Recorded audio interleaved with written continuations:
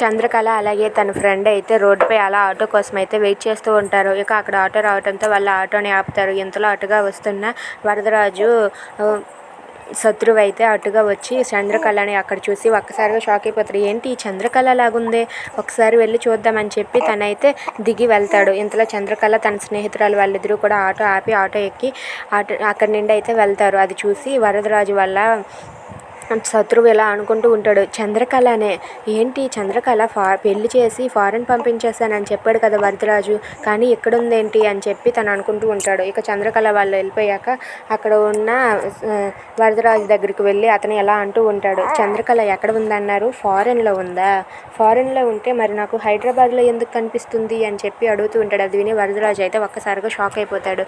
ఏంటి చంద్రకళ హైదరాబాద్లో ఉందా అని చెప్పి వరదరాజు అయితే ఇప్పుడు ఏం చెయ్యాలి, ఎక్కడ ఉంది, నిజంగానే చంద్రకళ హైదరాబాద్లోనే ఉందా అని చెప్పి అనుకుంటూ ఉంటాడు. If you like this video please like, share and subscribe. Thanks for watching.